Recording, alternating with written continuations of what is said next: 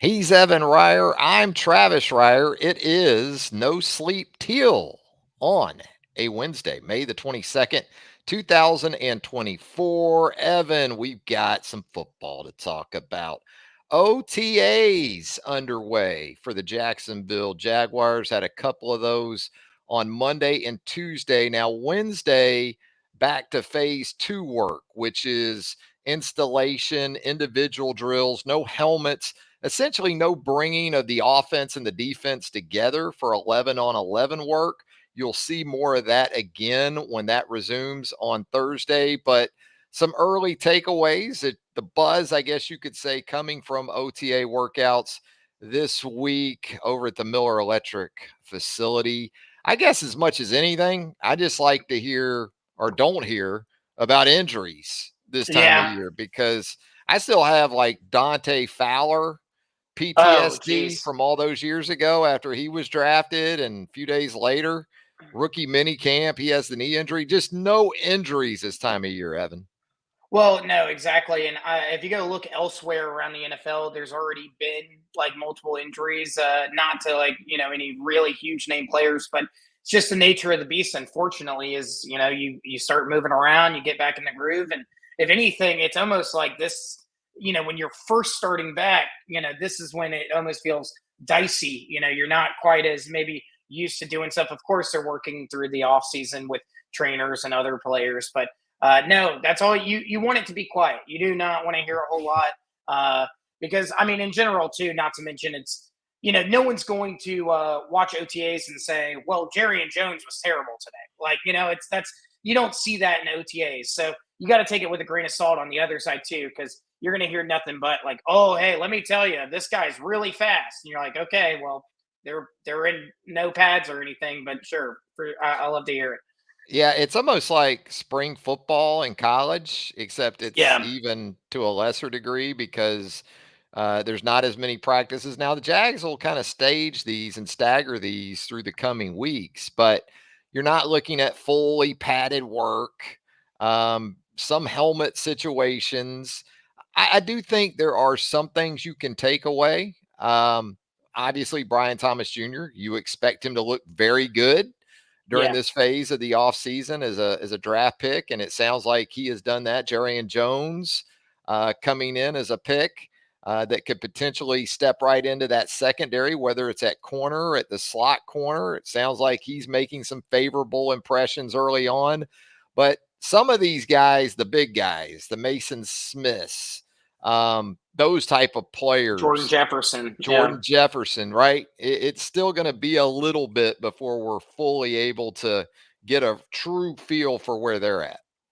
No, for sure. And that's fine. That's just something you got to live with. But it's a I wouldn't even call OTAs an appetizer. I would call it like a tapa or something. Bread It's service. Yeah, it's like the yeah, bread it's service, the opening rolls. It's the brown bread over at Outback with that the nice free butter. bread. Yeah. Yes, absolutely.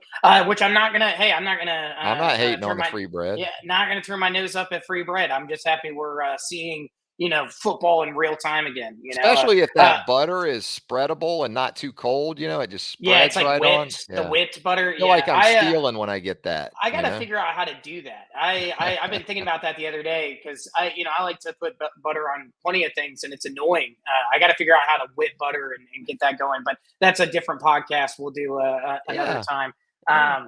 No, but it's exciting all the same. Just seeing it in action.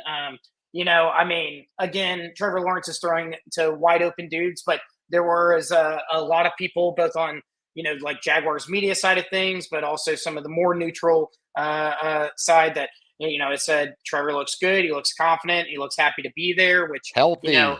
yeah, Healthy if it Trevor Lawrence, healthy exactly, Christian Kirk.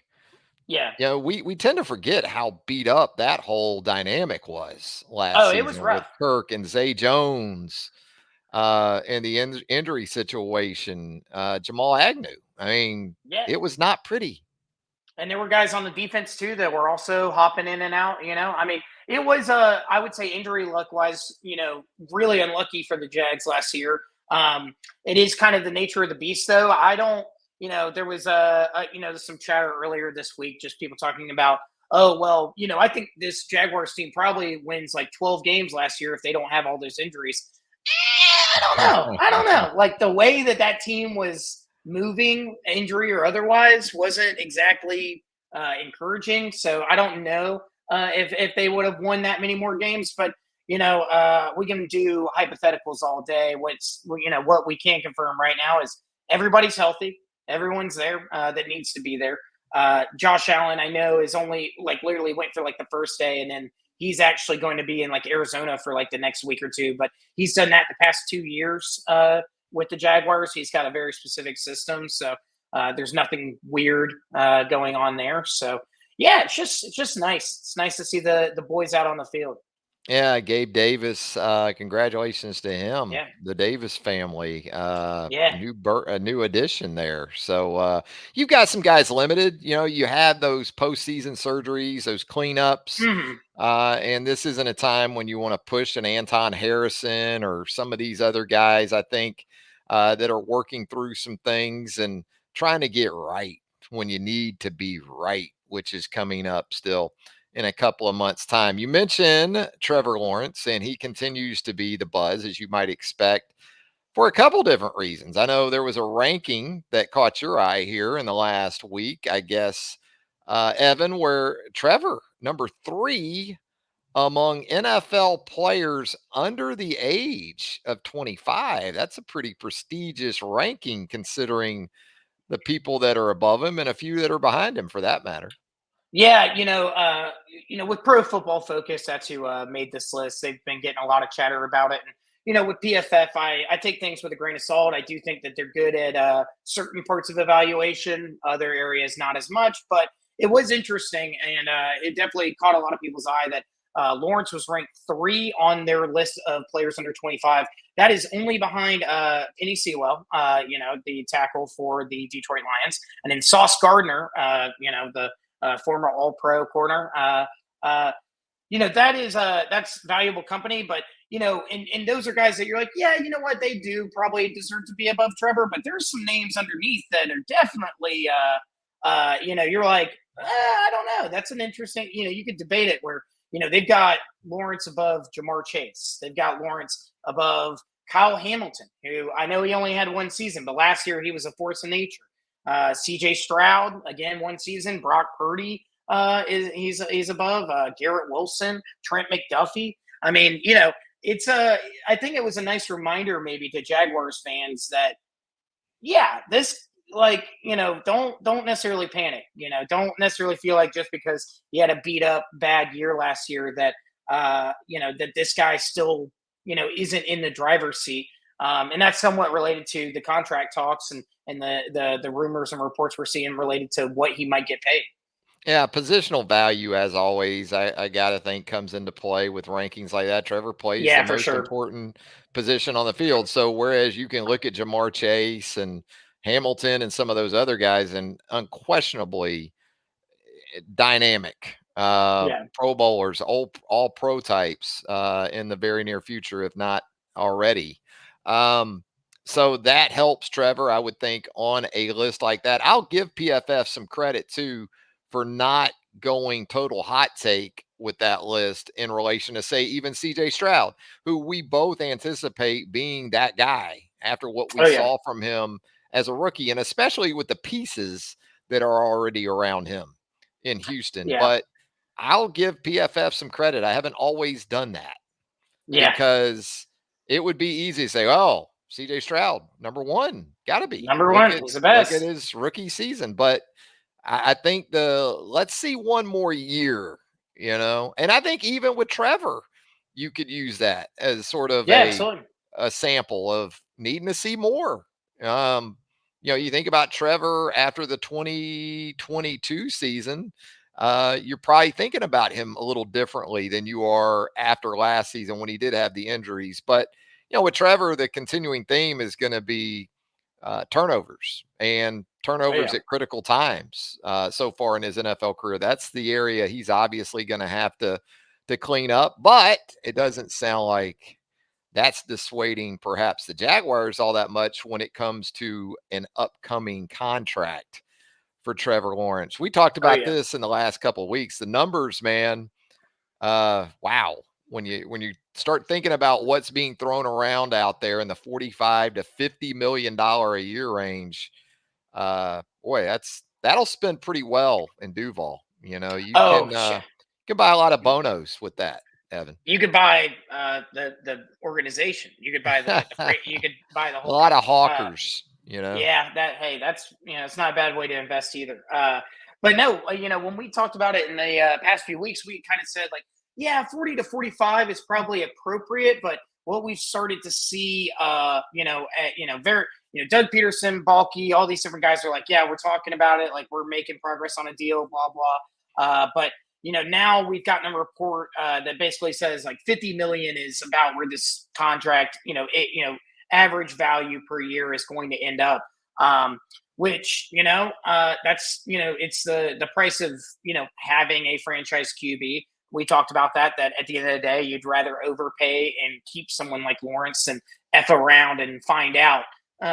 Take your chances with that. So yeah, it's there's been a lot of chatter. If you've turned on ESPN in the past few days, you've probably seen them discuss, is Trevor Lawrence worth $50 million a year? And I saw where you know, Dan Orlovsky on ESPN said if he was Trevor, he wouldn't take a deal before this yeah. season. He'd play Well, this season. I mean, what type of money are we thinking if he okay, does play the season and has a good year? I mean, if we're already talking 50 million right now, what could we we're talking possibly be talking if he has a good year in we're 2024? talking if he had like a Pro Bowl or All Pro year, we're talking like set the NFL I bar mean, for like 60 million, 70 million or something. Which I said this, in early episodes of the podcast. Some people had said Orlovsky's crazy about that. Um, I don't think he's necessarily completely insane. I don't think I don't see how you like turn down $50 million a year if you're Trevor Lawrence right now, because that's as good as you can get paid pretty much. But hometown discount, home team discount, home team discount. yesterday's price is not today's price. That's the best video ever. If you've ever seen that video, Fat Joe. Market.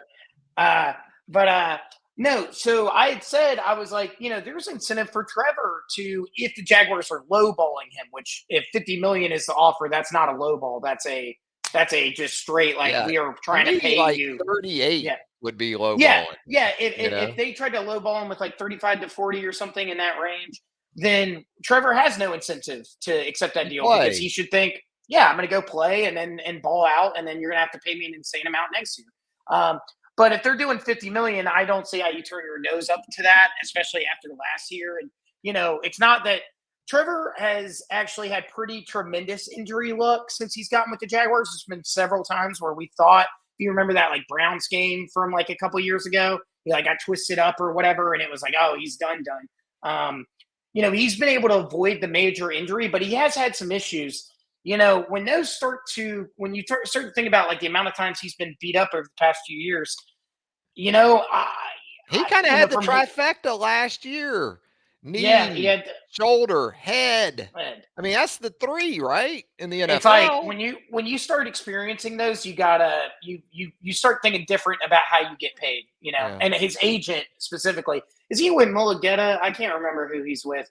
Um, I'm not Hold on, sure. I'm gonna look that up real No, quick. but, I mean, Uh, it's almost like Bubba Watson going to live, right? yeah, When, exactly. you've already been through the ringer a little bit physically, and somebody comes to you with that big guaranteed money to just show up and post. Now, obviously, the expectations for Trevor will be far greater in this Yeah, particular situation. But sure, I mean, those are the things, even at his young age, you have to take into account, because with that kind of money, you're talking generational wealth. well, You're not talking about being rich. You're yeah, talking you're about talking about legit forever. wealth. Yeah. Forever get money. Yeah. He's with MGC, by the way. He's got a few different guys that technically represent him. But so yeah, I mean, at 50 million, if they sign the deal, I'm gonna be happy. I'm gonna walk away and say, you know what, 50 million is pretty high. I hope he plays really well. But at the same time, from the Jaguars' perspective, I can at least hold to the fact that okay, you guys did the right thing. You guys said, okay, we're not going to take any gambles. We're not taking any risks, in terms of, well, maybe we see and then we can. No, no, no, no. Just get this done. The Jaguars have been searching for a quarterback that they can truly commit to and feel good about that for however long since Brunell. The last guy to get a second contract with the Jaguars was Blake Bortles.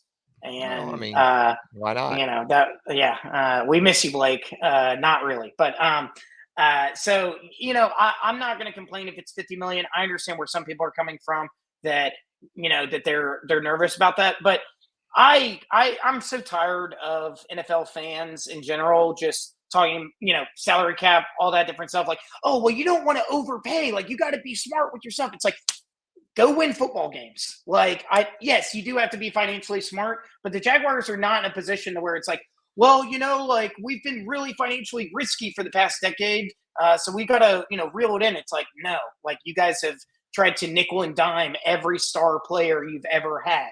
Jalen Sure. Ramsey, like all these different dudes. Pay the man, get it over with. Let's feel really good going into the summer, or whenever. It doesn't have to be this month, but just get the deal done. Get the deal done and increase that morale in the locker room, And especially. it ties back into the schedule like we talked about last week too. Boy, those first 4 games especially, you hand Trevor 50 mil a year, at least on paper, not knowing exactly what the guaranteed money would look like in the years and those type of things. Um, it would be really helpful if you got off to a decent start against a pretty brutal opening run in which you're going to be matched up almost week for week with top 10-ish type quarterbacks in the National Yeah, Football League, you starting with either Tua, Deshaun, Josh Allen. I mean, you're just moving and through that stretch.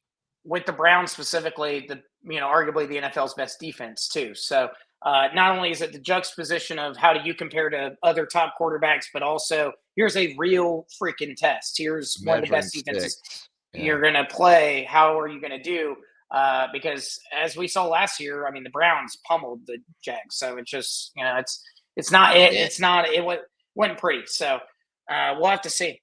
Can you block Miles Garrett with any level of Anton, success? wake up! Wake up! Wake up, Anton! Gary. Yeah. Yeah, Yeah. Yeah, took some lumps, but, there's no losing when you're a rookie. There's just learning, Evan, as we absolutely. know. So, You're the interesting stuff with Trevor Lawrence as we move throughout the offseason. I wanted to ask you too, Evan, if you have checked out The Hunt, season 5, episode 1. Great, great production, work by the Jacksonville Jaguars. They do some tremendous stuff on this front. And I kind of went into this thinking, well, this is going to be pretty. And, to the novice fan, it'll be interesting. But it was more than that. I thought it was really a pretty good look behind the curtain in terms of how the offseason with the draft process and free agency and going up into OTAs kind of works in terms of constructing a football team. I enjoyed it thoroughly. I thought it was oh informative. yeah, I thought it was extremely well done. I love being introduced to folks behind the scenes for a couple different reasons. First and foremost, they deserve the recognition for for the sure. work that they put in, and the perspective they're able to provide. Yeah, that was the kind of when that dropped, and people were talking about the scouting stuff. I was interested. I was like, is it just a bunch of bulky talk? What are we seeing? And the reality is that bulky for sure is in it. They give some cool insight on him, and we can get to that in a second. But the introduction to several members of the scouting department and hearing how they approach their jobs and how they work together, and the little things that they try to point out. That was as insightful as anything I've seen, in terms of just pure NFL content. A lot of teams don't, pull back the curtain on stuff like that. Mm. So that was really, really cool. And, especially just the whole process of, not just like, they break it down from the earliest points of we're picking our targets to we're going to the pro day, we're going to the combine, now we're kind of getting into the nitty gritty. It's coming up to the draft, and we have to start making business decisions about how we're going to, narrow down our pool of, prospective players. That was all just really, really fascinating to me. I thought it was fantastic. They always, huge tip of the cap to the Jaguars video crew, because those sounds of the games that they do, the hunt videos that they've done in the past few off seasons, all that stuff is just top level. Lights out. Yeah. Hmm. I thought it was cool that, kind of the combine footage where they had some of the scouts mic'd up. And even though we didn't know specifically the players that maybe they were talking Right. about, just kind of the conversations they have, because we watch the combine, we see the scouts up there in the stands, and we're like, man, I would love to hear, what the conversations are about or what they're talking about. And we got a taste of that. We got a taste of the interview room, Yeah, I where love the that too. the draft prospects come in and out, and it was described as essentially like speed dating. But just the different things they look at in that situation. How does a prospect sit, even, from essentially the minute you walk into that room, The body it's language. it's Yeah. happening. So Yeah. fascinating from that perspective. I also thought during the draft itself, props to Tony Khan for maintaining kayfabe for AEW with Absolutely. the neck brace. I I, I I swear still trip when I see that Tony in the neck it's brace. I wish it was helping AEW's ratings. Your mom's like, The wait, what happened? Did he get hurt? I said, he yes, he got got he got hurt. He got pile yeah, in the drive. middle of the ring in front of 700,000 people watching live. No, I had to uh, explain to her kayfabe. yeah, no, that was fantastic. I didn't, I, it was classic bulky speak in many ways when he was talking about it, especially like during their actual draft time. But when he was like on the phone with the Vikings GM and they were making that trade, Yeah, seeing that in real time was really, really cool. really cool. Uh, I like day 2 when he walks in, he says, "We gonna go big, we gonna go small." And yeah, I don't yeah, know who it is. You're gonna go yeah. big. It's just every, Big man Trent uh, Baalke. So it's and then Mason Smith, at 48. Never he's got his question. archetype. He really likes his kind of guys, but his guys. But no, that, and then my other kind of takeaways was I what we saw of Brian Thomas and Jerry Jones. I really enjoyed Brian Thomas specifically when they kind of had him in the room looking at video and different stuff, and he was talking about their offensive scheme and breaking down what everybody's supposed to do in that situation. Like he was talking about the tight end, he was talking about all this different stuff. Mhm. I was like, that's a great sign. It's not that it's not so much stuff that you can really actually have a judgment call on. Like, wow, Brian Thomas has a really high football IQ, or he doesn't. But it definitely seemed like he's very like he's not just going through it. He's not just out there. Just I'm going to play football, man, just whatever. He's definitely thinking critically, and that's always a good thing. That's what you need to have at the NFL level if you're going to make the jump. And then with Jerry and Jones, we didn't necessarily see as much in that sense, but uh, you know, you cut to my heart when you cry because you got drafted by the Jaguars. That was just a feel good moment. So we like you already, Jerry, and that's we're happy that you want to be here.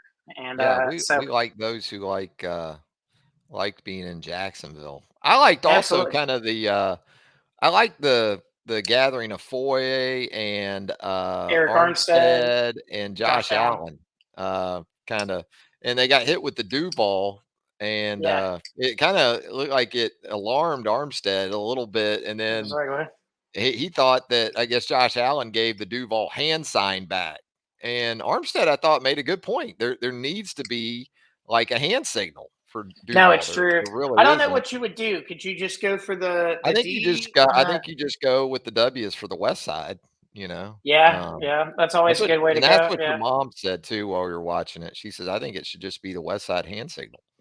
No, Yeah. I think that's cool. That'd be sick. I wonder if there's a way you could do 904. I'm not. That sounds a little complicated, but yeah, no, there. I agree. I did like that part.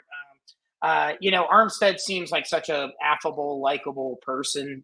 Teammate. Um, Yeah. it seems like just in general, he's going to be, if nothing else, a really positive influence as, a kind of a veteran leader in that group. And, that's something that, it's not enough to just have like one guy. You do need, kind of a head honcho. And I think Josh Allen's that guy. but it's important to have a whole group.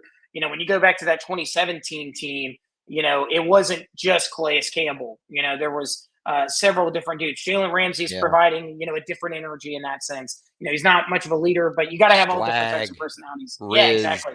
Yeah. Yeah. So no, I enjoyed seeing that too. It felt that clip, was one of those things where I was like, I wonder how y'all feel with the camera just being right here as you guys are trying to do this, But at the Yeah. same time, it's still just cool to see him kind of talk some things out, do introductory stuff. I was trying to figure out where they were sitting. They look like they're at Jack's Beats, They but were. I'm not. Yeah. But I'm not sure exactly where. I was like, "Are y'all at the Ritz?" No, Mm.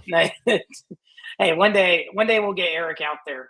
We'll see if we can get Eric on the pool table out at the Ritz. You But gotta be careful out there at the old Ritz, they It should have can gone to Angie's. They yeah, screwed up. They were right Peach there. They Bar. were Yeah. 5 minutes away at Angie's. Andy But subs. Can't go wrong with those.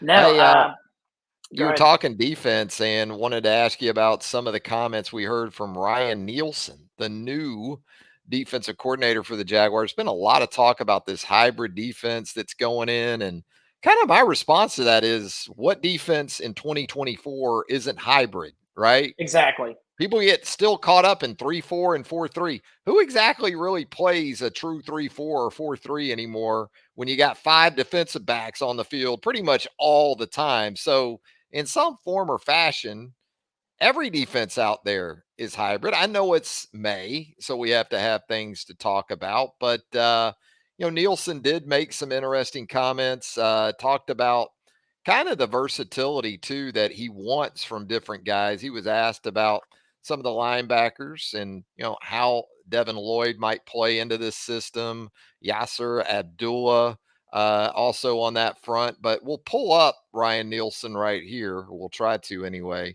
Yeah, I've And got the transcript of the interview as well. we'll So get into yeah, that go ahead. comment about maybe versatility as it relates to this defense. They're linebackers, and where we play them and where we put them is it's going to this part of the year, and then up in first couple weeks in camp. We have an idea.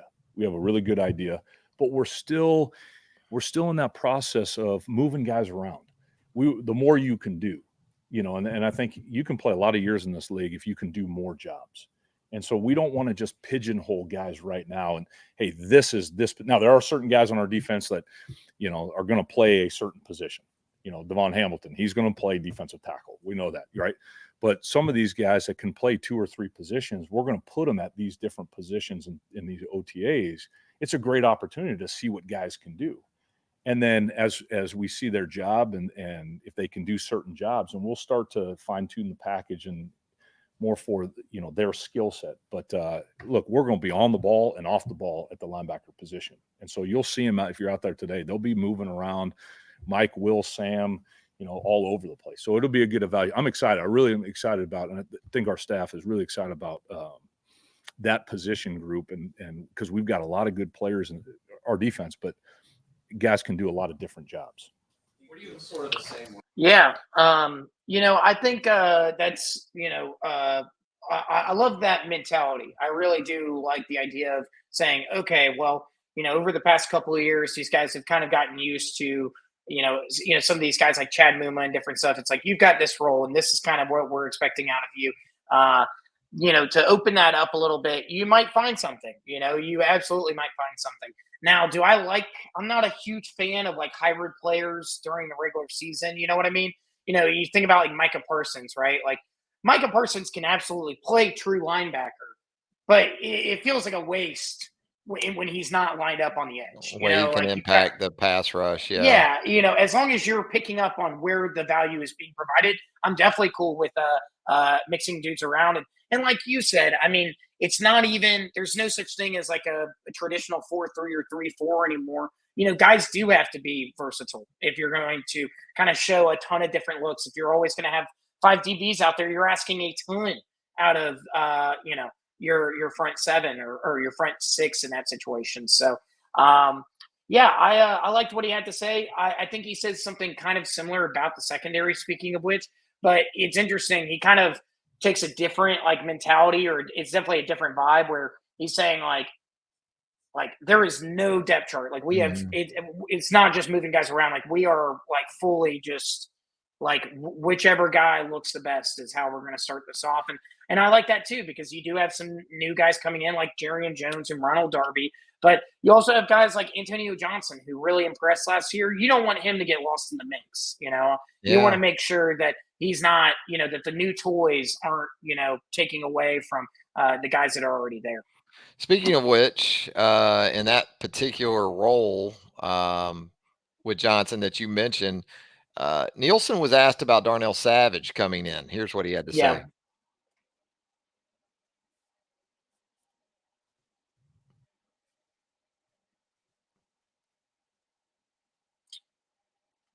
There you go. There. See guys line up safety, corner, nickel. Like we want to see them line up at all these different positions and give everybody an opportunity as we go through the OTA practices. It's really important. See the growth, what they can handle, playing different alignments and techniques and positions, pressure, blitzing, covering, fitting the run game, things like that. And so in the secondary, we've got really good depth. And we'll see how it goes out there. But really, play one today and play 8 is going to be a totally different group of guys out there in team period 1 and just so we want to see what the guys can do. And that's what this part of the year is see how much they can handle their alignments, assignments, some of the techniques that they're using. And we're excited. I mean, it's awesome. It's day one and it goes by fast, but guys have done a really good job up until this point. Yeah, so there's still obviously a lot of things to sort out, and it is still kind of a discovery process when you are a new coordinator and you are inheriting some pieces. And look, the off season, has been geared almost entirely to what's going to fit this defense and playing more man coverage and being more pressure oriented and thinking about the pieces that are going to make that work the best and even into the draft process with what we saw from this team. Yeah, I think it's going to it's simply excuse me, lost my words there for a second.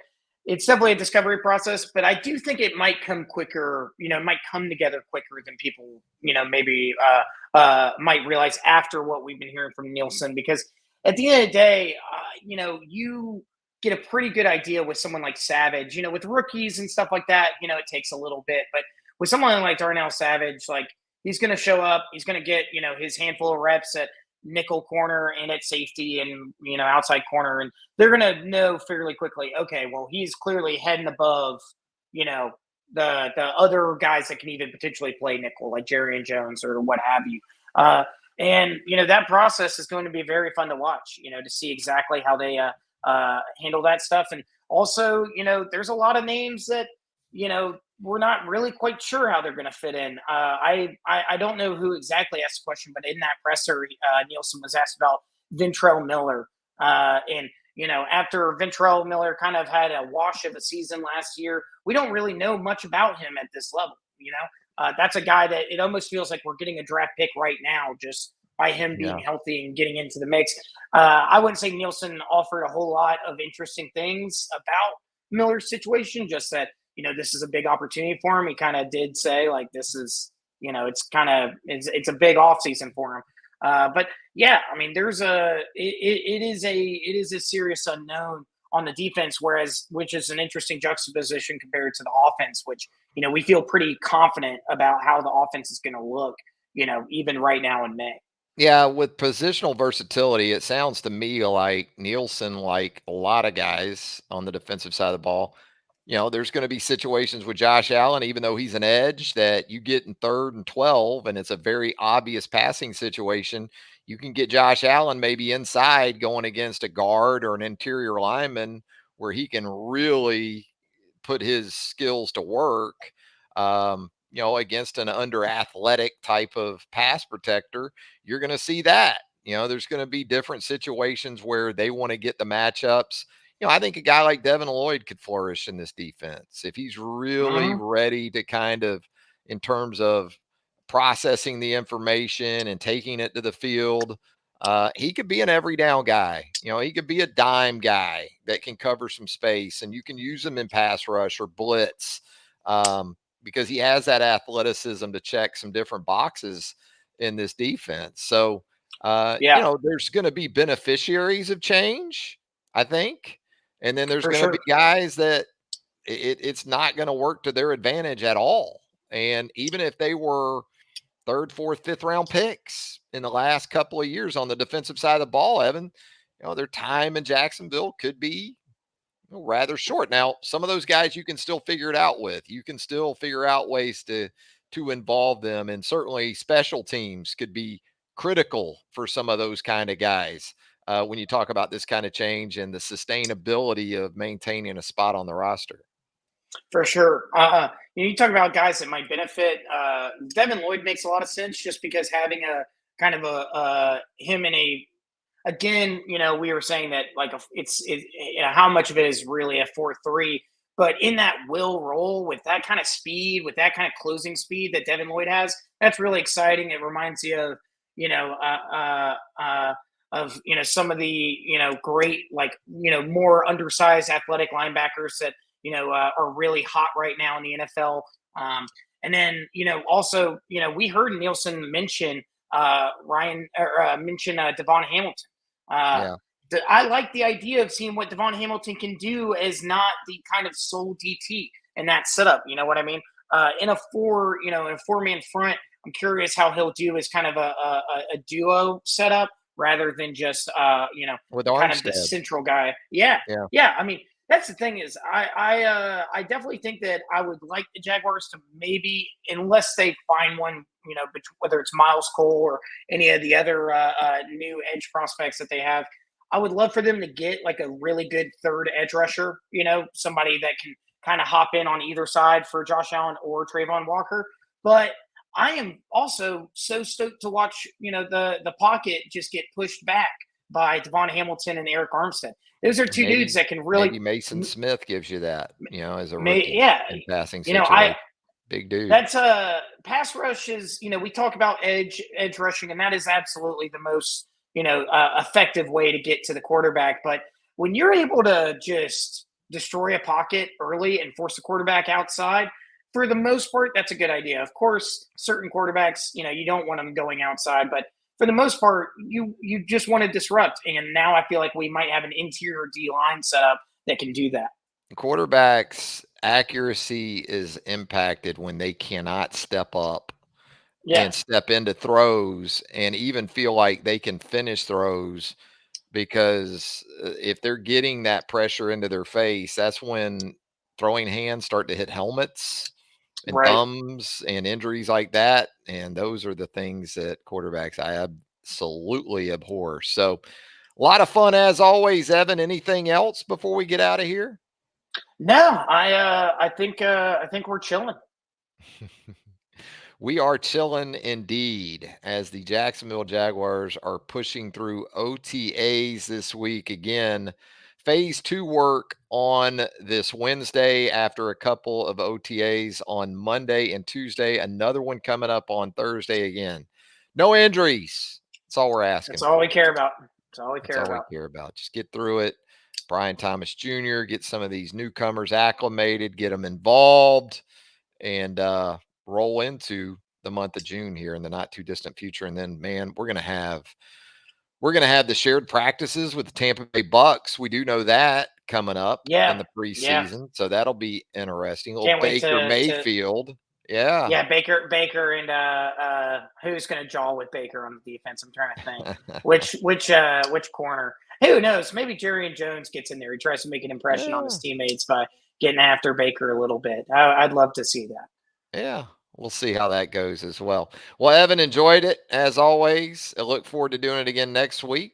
And so for Evan Reier, Travis Reier, thanking you for joining us. Be sure to subscribe to the channel at Reier on YouTube. He's a Reier. I'm a Reier. Come hang out with the Reiers on YouTube as we bring you No Sleep Teal on a weekly basis. For Evan, Travis, thanks again. Until next time.